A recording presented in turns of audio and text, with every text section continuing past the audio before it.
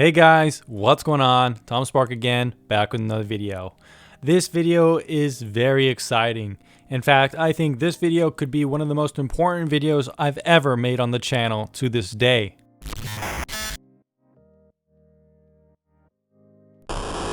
Now, speed tests are something that is often disputed. Some people have said, oh, you can't test speed tests reliably with VPNs because you're only in one location and the results you're going to get are not accurate. However, throughout the course of my career, I've moved several times and found overall generally that there is a measure of accuracy to testing VPNs if you do it the right way. However, that said, there can be variations in testing VPN speeds depending on where you are in the real world. Now, there have been some tests recently of VPN providers paying specific companies to run tests. Not only that, I've even seen some companies like PC Mags try to do speed tests of every VPN, and lots of other websites try to compare VPNs to see which one is the fastest. However, most of these tests aren't really run by one person like myself. A lot of these have money going around behind the tables. Sometimes VPNs even pay for these kind of tests or commission them. So if a VPN is commissioning a test itself, how is the test going to be reliable? Usually the VPN that pays for the test is most likely going to be getting the best results, which doesn't really make sense. So that's why I decided, with the help of my community, to make our own speed test for the Tom Spark Reviews channel. Now, this speed test had a lot of difficulties and considerations going into it, so I made sure to make a set amount of conditions before we started the test, and I'm going to be covering those before we discuss the results. Now, one of the things that I set out to do while starting the speed test was to have kind of like an accurate measure of time that was the same across all the testers. So I told each one of my speed testers to test the VPN speeds during prime time.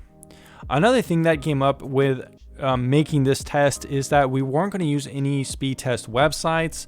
That's because all of them kind of have their own issues, pros and cons, if you will. There's not a universal speed test that works everywhere in the world. Some speed test websites work better than others. Some are very invasive and not very privacy friendly. Some get blocked by specific services. So at the end of the day, we just kind of decided not to use speed tests because they're not a very accurate representation of VPN speeds. Right away, that just pretty much eliminated any other speed test that has been done before like this one. As far as I know, this is the only speed test that has been done globally for VPN providers with only torrent tests. I think torrenting tests and downloading a Ubuntu file and seeing what kind of download speeds you can get is one of the most accurate ways to really test a VPN speed, and that was the benchmark for this test. So for this test, we instructed each member to use WireGuard or the fastest protocol available for the VPN service. That just seems fair to me. You know, some people might say, hey, why don't you just use OpenVPN for everyone because every VPN has that one? Well, if a VPN has WireGuard and a user wants to get the fastest speeds, chances are they're going to use it. So in my opinion, if a VPN doesn't have WireGuard right now and some others do, it's a fair game in the competition. In testing the speed from the Ubuntu download, what was tested was we looked at the graph and found out the kind of average speed rate. Now, the one thing that happens with these tests is that sometimes the graph will go up and then it'll hit that average, which we're looking at. And then as the download completes, it will kind of go lower and complete. So there was a little bit of data in kind of extrapolating the kind of true average from graphs, which is why I made each member that did the speed test actually send me a graph of their speeds so we can actually get the true average, not just the average the program was telling us. So we had a total of around, I think, 11 to 13 members on the speed test, and each one of them were using a VPN subscription that I paid for. In summation, I think I spent around $150 to $200 just to run this test. And that just shows how much I care about you guys. I'm willing to spend the money to get the results. So we had 11 different testers in various regions, and I'm going to be talking about those in a bit. I think it was a good range of people. We had people in Malaysia, India, China, Greece. We had people all over the United States, and some people in Europe as well, like in Greece I mentioned, and some other locations. Overall, I think it was a pretty comprehensive spread of people throughout the world. Now guys, I just want to make it clear that this test would not have been possible without the help from my community. Special thanks to Kieran, who is an employee at TSR now. So he really did help, put the data in the spreadsheet. He kept track of all these different results and helped me put it in and calculate the percentages. So that was super helpful for him. We had some really good testers. Apple TV, Bearded was very helpful. Blossom gave some good results in speed tests. Chris4524 in Greece. Junior Ant, China. Latin Lock, China. Leopold gave some good tests from India. Ran from the West Coast. And Wacko Wilson from Malaysia, 8Ball also from Greece. So thanks guys for helping make this test possible. I would have liked to have even more testers inside the test. However, we did get some trolls trying to delete the data and steal some of the accounts, so we did have to purge some people we couldn't trust 100% that weren't regular people from the TSR community who are trustworthy. Anyways guys, let's stop talking about all that stuff and get to the results. So guys, now the part that everyone's been waiting for. Here are the results. Torguard was first place over everybody, meaning that as a whole, it performed best to not impact speeds as much as other VPN providers. VPN was second, Movad was third, Surfshark fourth, Nord fifth, OVPN sixth, Proton seventh, Windscribe eighth, and ExpressVPN ninth. So individually, each specific test also had a winner, but the results show that Torguard is the most consistent VPN provider across every area as a whole.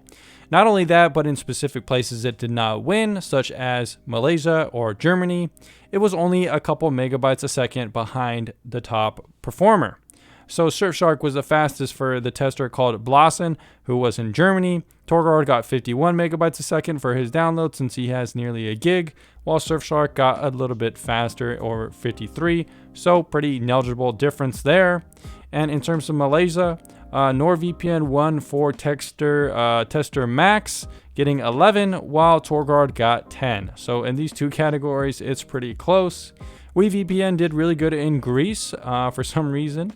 We had a couple areas where there were multiple ties for kind of variations in speeds. I think the reason there were ties both in the West Coast tester, Ren and Kieran for the UK, is just because they don't have that fast of internet. So there wasn't as much variation in their speeds to be affected by the internet.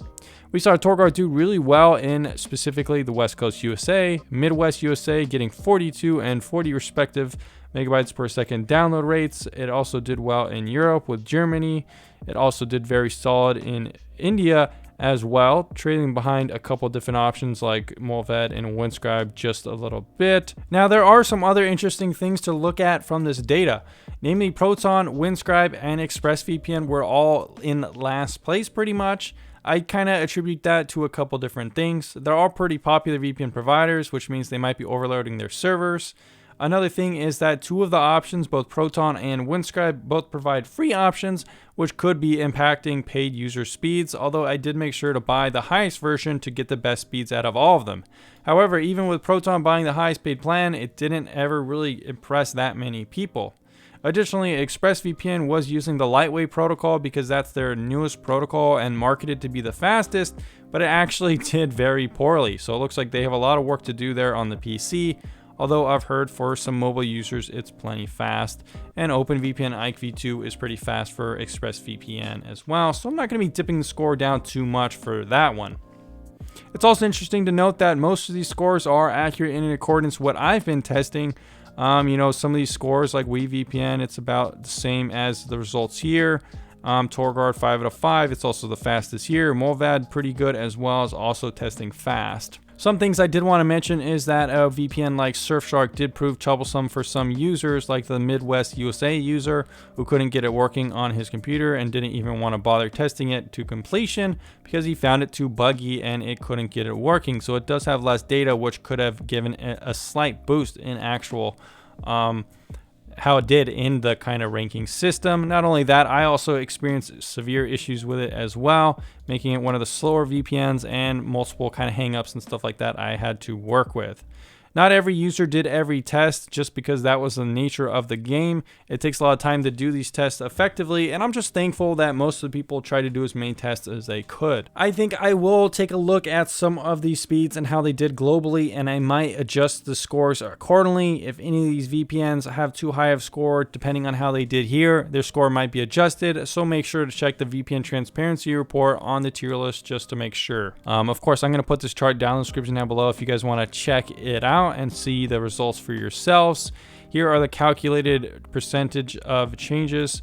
So yeah, this was really cool, guys. It definitely wouldn't have been possible without the Tom Spark Reviews community. As you can see, a lot of work went into putting this data, extrapolating it from the Discord. This is kind of what the Discord looked like over the weekend. It was pretty chaotic, multiple channels, tests going everywhere. Some people were doing multiple tests.